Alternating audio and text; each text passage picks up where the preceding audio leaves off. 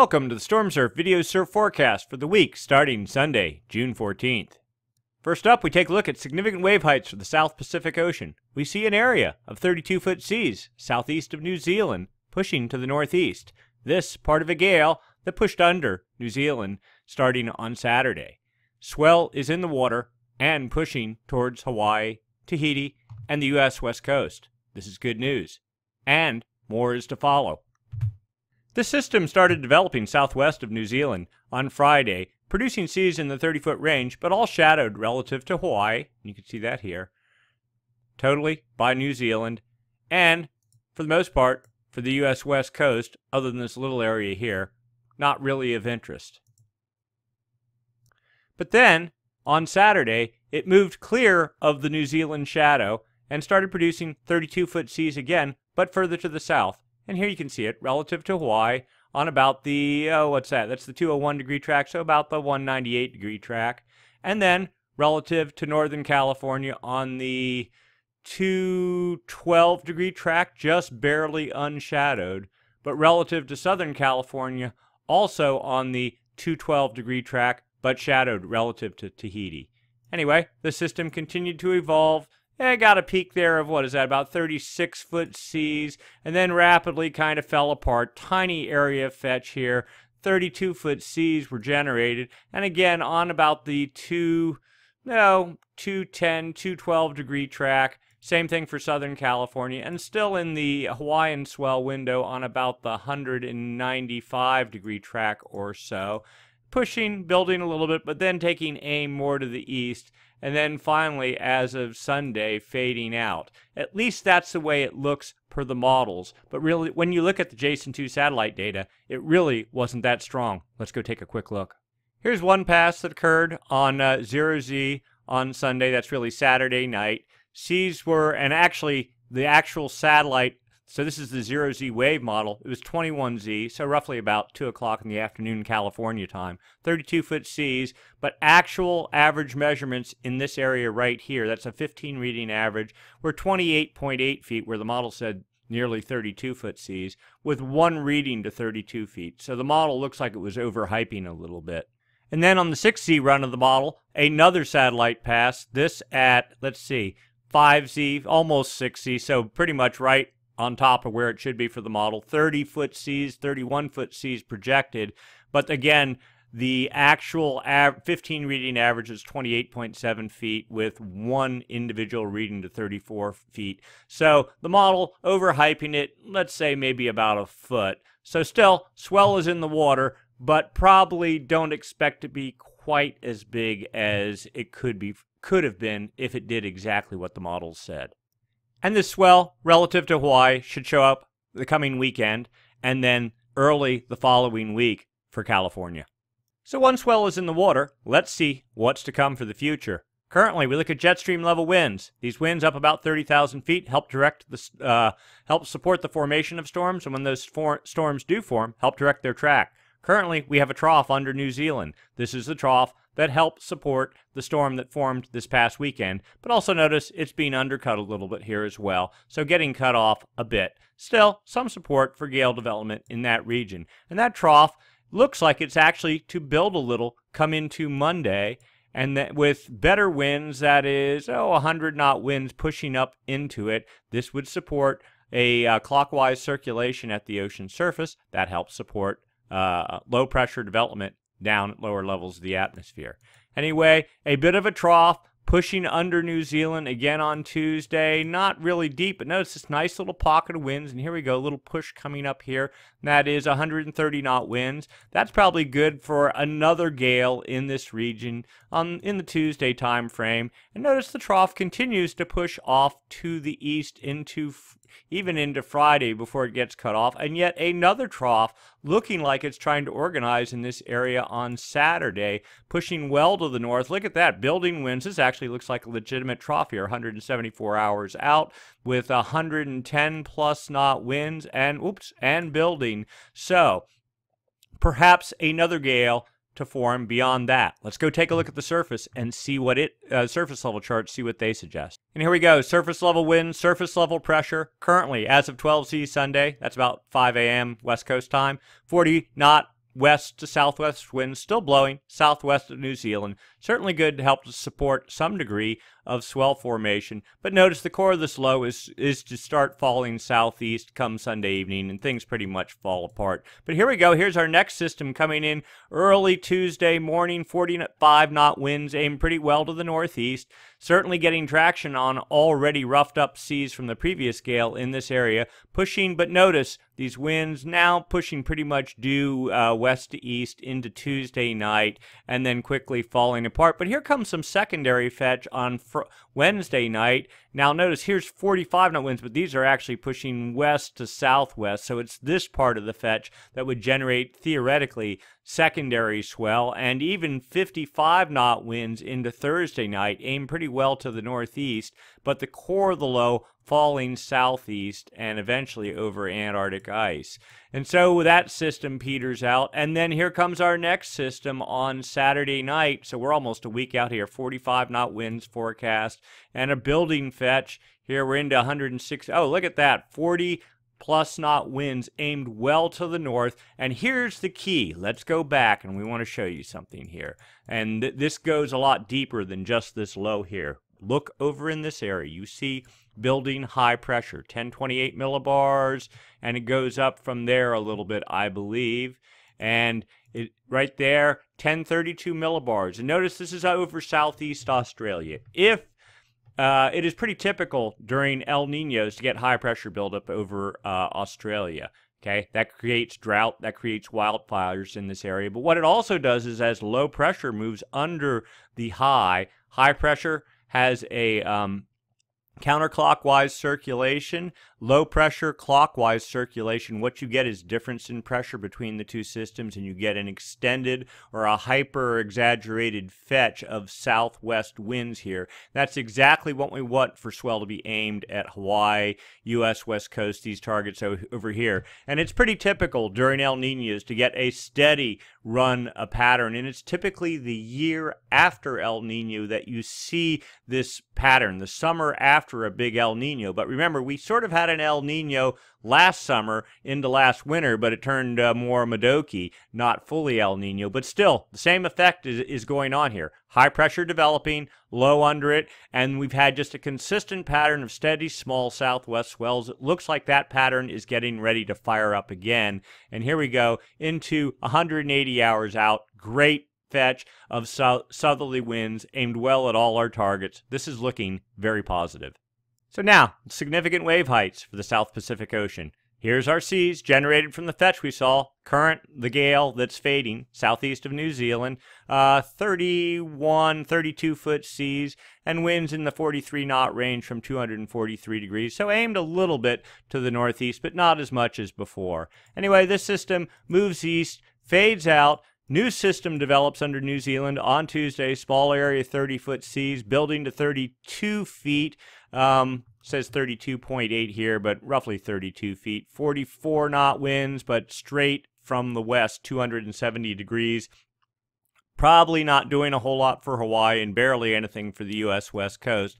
That one fades out, but then secondary fetch develops, and we have about 26 to 28-foot seas actually aimed somewhat to the northeast. Kind of hard to tell here, and that continues. So, and then here's that secondary fetch we saw on the previous chart, 40-foot seas over a tiny little area, and that thing sort of fades out. Of course, also a system here targeting Chile, but we're going to sort of discard that for right now. And then our next system starts developing here southeast of New Zealand, and it doesn't show a whole lot right now, but it takes a little bit for the models to spin up. Just because winds are blowing on the surface here at 180 hours, it takes a better part of 6 to 12 hours for those seas to evolve and start to mature. So the pattern is one swell in the water, nothing huge, another little one perhaps on Tuesday, and with secondary fetch from that, and yet perhaps a third one per the 180-hour run of the models. That's certainly a reach, but certainly something to monitor. The pattern is looking good. If high pressure develops in this area as expected, that will help to supercharge this area and make it more productive. A quick look at the North Pacific reveals nothing of interest in the greater North Pacific.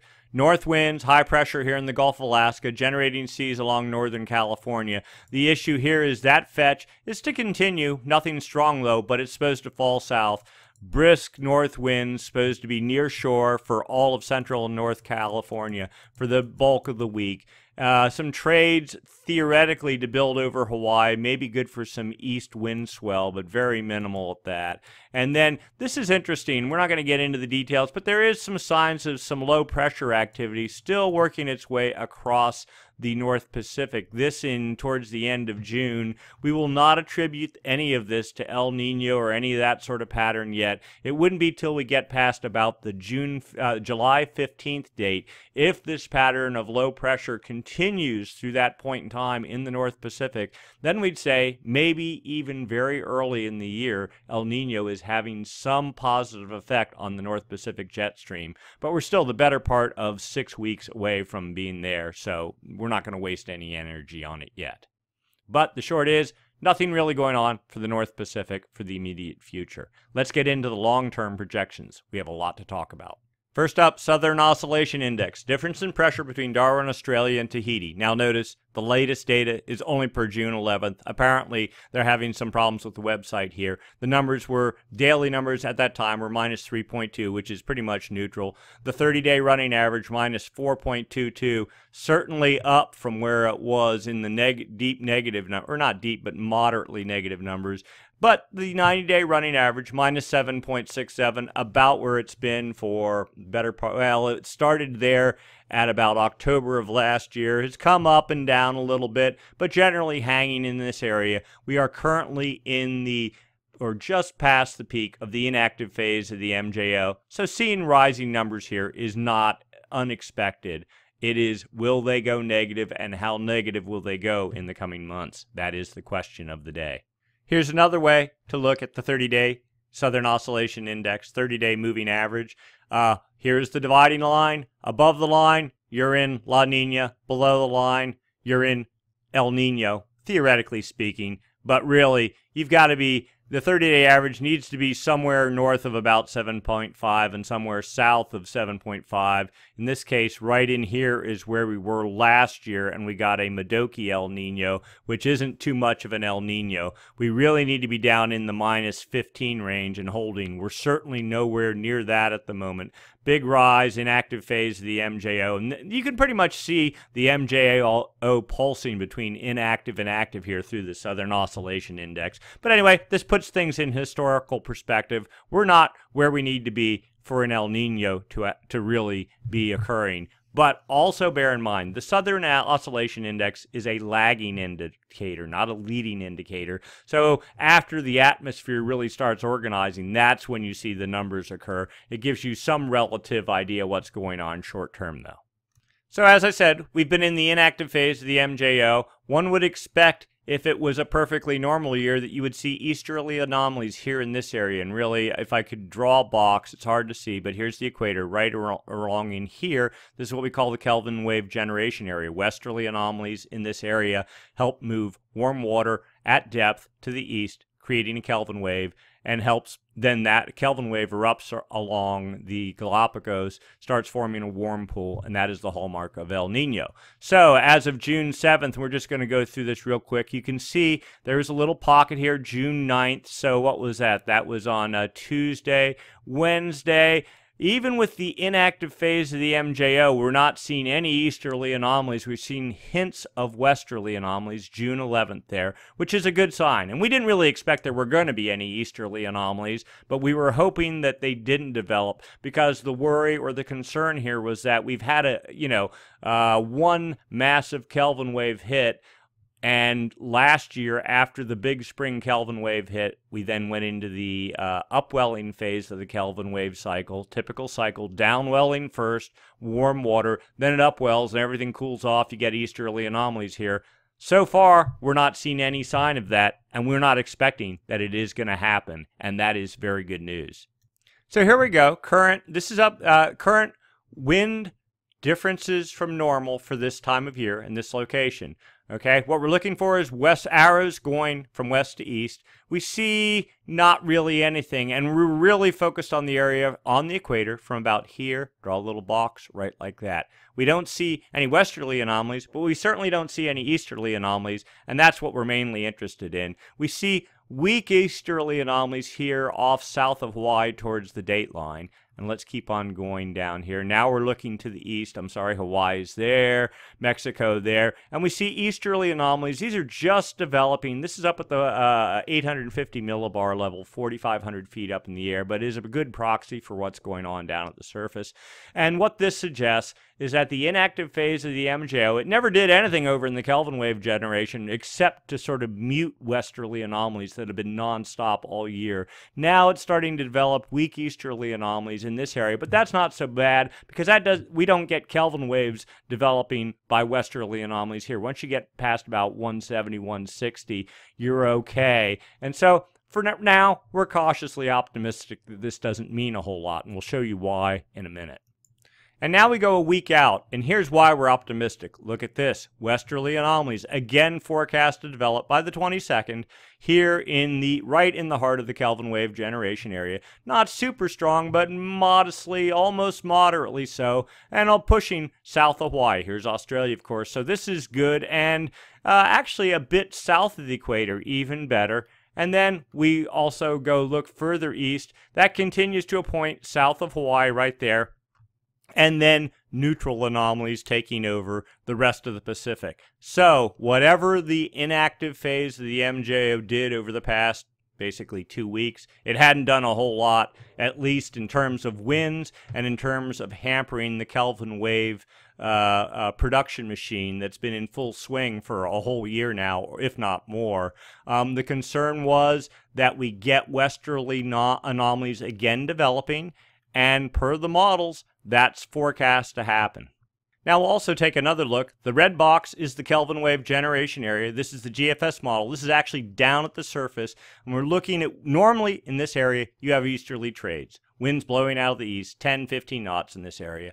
And right now, we have, maybe little pockets. There's a pocket of east winds, and what's the green there? 6 or 8 knots. Okay, but watch what happens here. They just kind of fade out, and you start getting this blue, which is basically, less than 5 knot winds, not a whole lot going on, and basically dead air. We still have a little bit of easterlies, but again, these are not anomalies. This is just actual winds. And then as we get further into the week, we're now about Thursday. Dead air completely takes over. And notice this, there's even hints, if we get that out, I don't know if there's pockets of little westerly winds starting to show up. Not much wind, but just a little. There you go. What is that? That's all of what, 3 or 4 knots or whatever. And stronger back in here, we're into maybe 5 or 6 or 7 knots by Saturday into the weekend.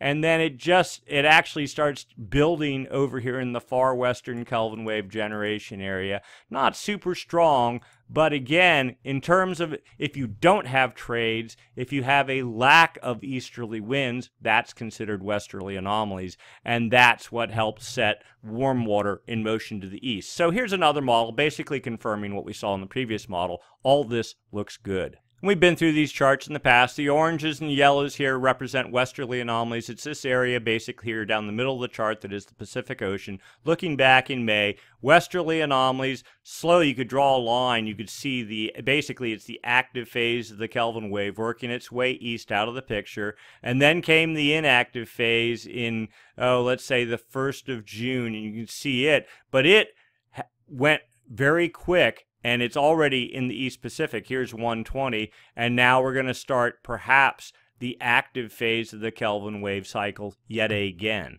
Viewed another way, this is the outgoing long-wave radiation charts as of June 13th. The inactive phase, this is more than normal reflectivity off the ocean surface, presumably based because of high pressure, which would also represent easterly winds. And notice this, the statistic model suggests that already the active phase of the MJO is trying to get a foothold here over the West Pacific, and over the next 15 days is basically supposed to take over the main Kelvin wave generation area.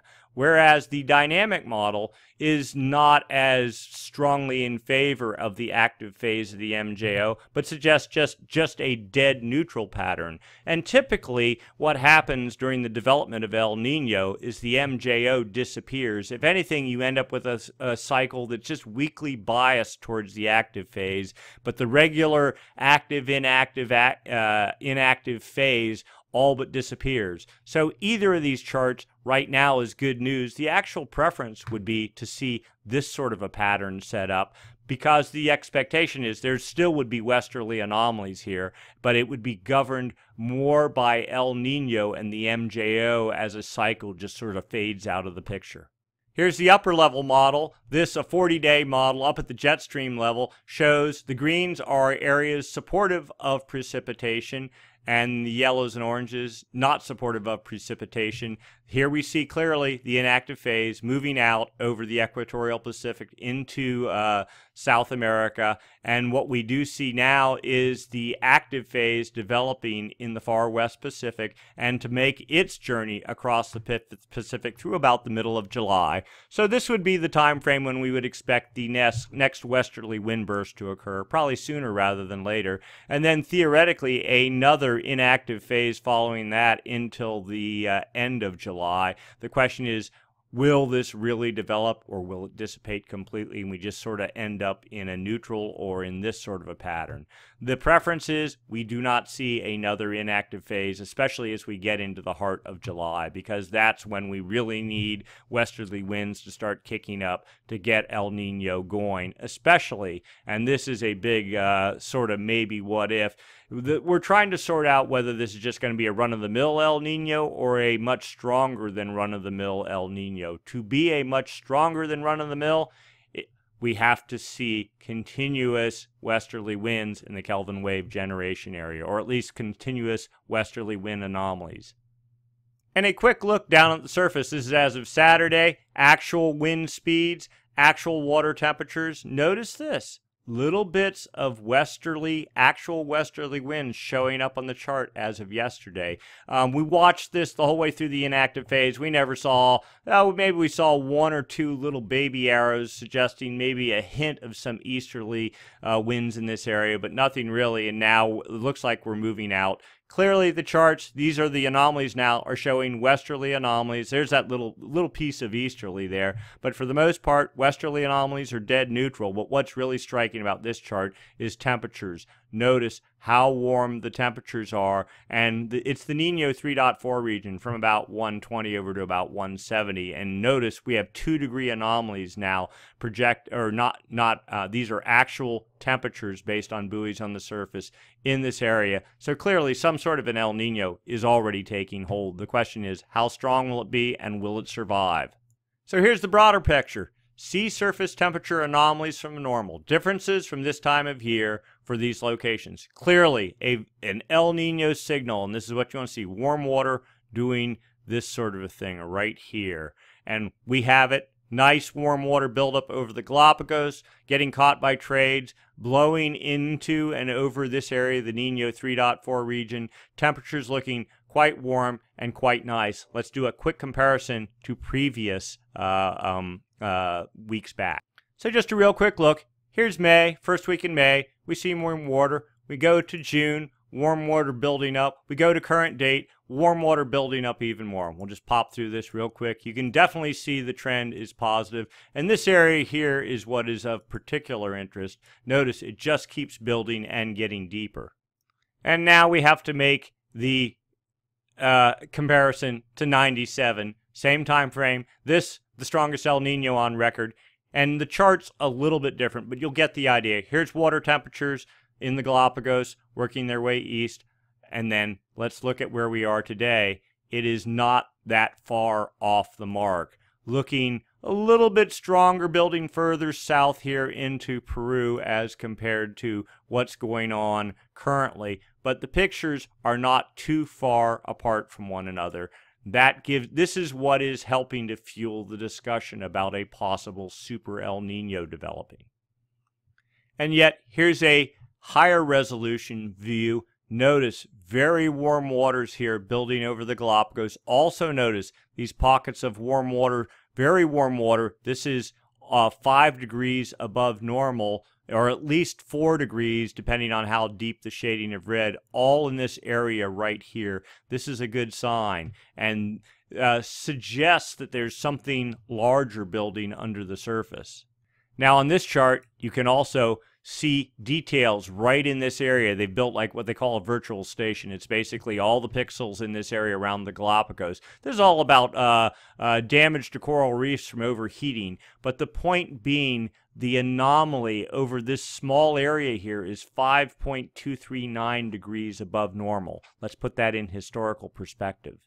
So we're diving deep into the data here. The point being, on May 23rd, when the first big Kelvin wave started hitting this area, peak anomalies were 4.58 degrees above normal. We thought that was the peak of the Kelvin wave, you know, the max heating from it. Temperatures did start to settle down. And then we noticed on June 4th, went to 4.6 degrees, and then it settled down, and then 4.6 degrees again, and then 4.9. And here we are, 5.3, 5.2 degrees above normal. So the trend, though rather short, is definitely towards much more heating. This warm water will get pushed by trades over into the Nino 3.4 region, and at some point, we expect temperatures to rise in the Nino 3.4 region. As that happens, that starts affecting the surface. It starts building a teleconnection that affects the jet stream in the North Pacific. You get more velocity, more activity going in the jet stream.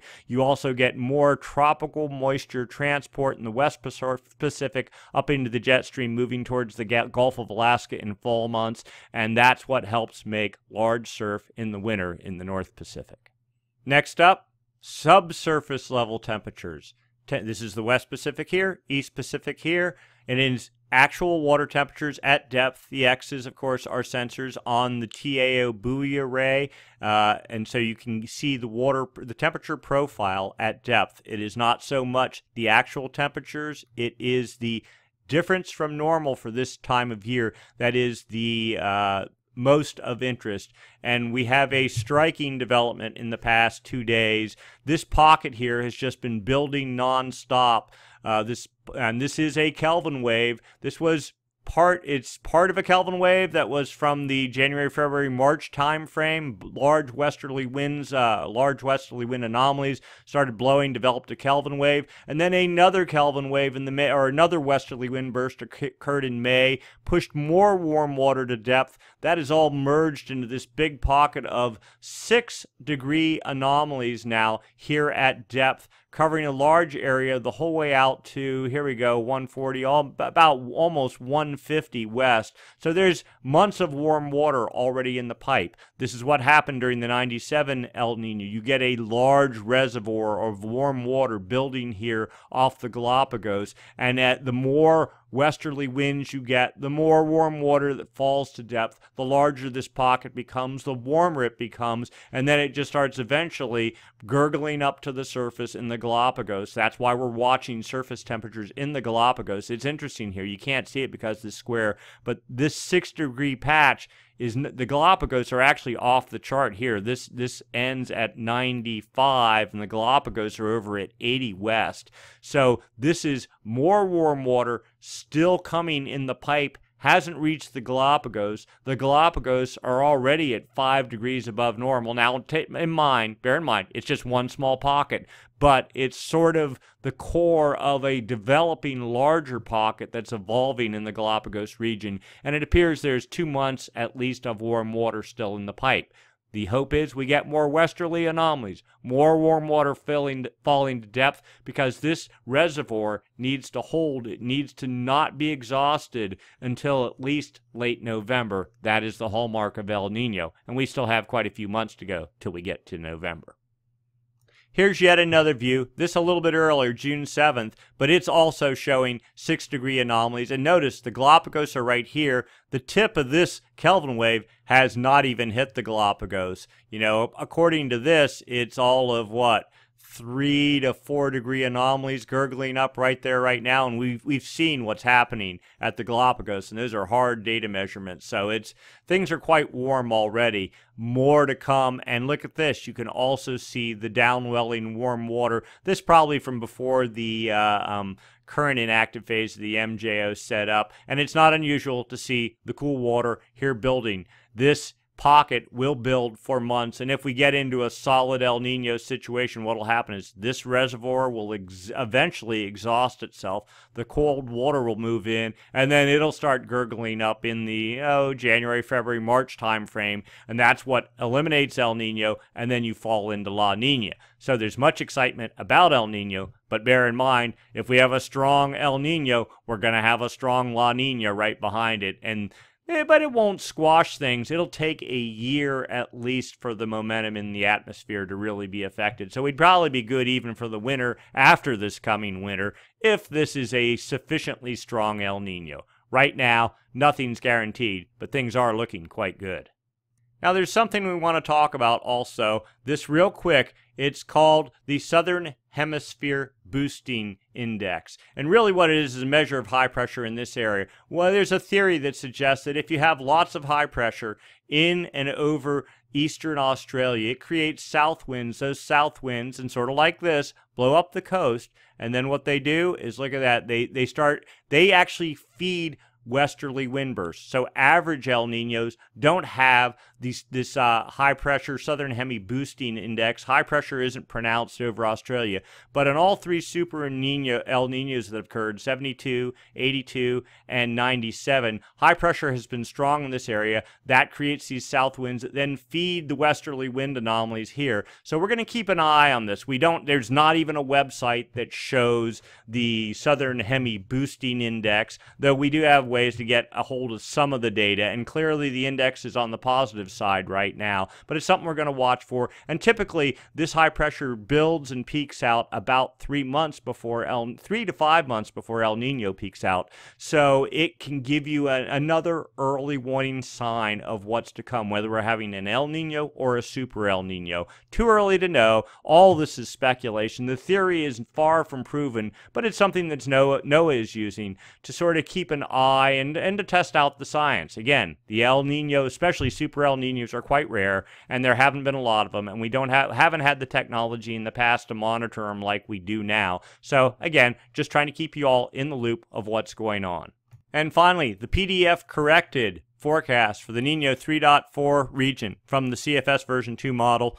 It's actually stepped down a little bit. Peak temperatures were up to about 1.9. Now it's saying, about 1.8. Okay, but as of right now, basically, we're talking rather minor variations. The model suggests, here we go, in July, temperatures in about the 1.3 degree range, which would be, a weak, modest El Nino sort of situation, building to about 1.6 in October and up to 1.8 in the November-ish, early December timeframe. I think the last El Nino 2010 had a peak of about 1.6 or 1.7. So this model is not predicting a super El Nino. You want to be up into about the 2.2, 2.3 range for a super El Nino. So we'll watch this, but just the same, some indication here from the model that certainly, at least, El Nino is developing.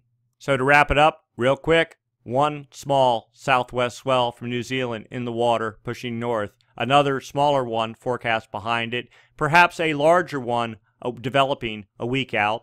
El Nino clearly in development, warm temperatures getting warmer by the day, lots of warm water over the Galapagos, looking very good. And it appears that the active phase of the MJO is now getting ready to come into play with, we're hoping, more westerly anomalies and more warm water and Kelvin wave development forecast. This is a good forecast. Right now, all we have is wind swell. Take it, make the most of it, keep your fingers crossed. We'll do this again next week, same time, same channel. See you.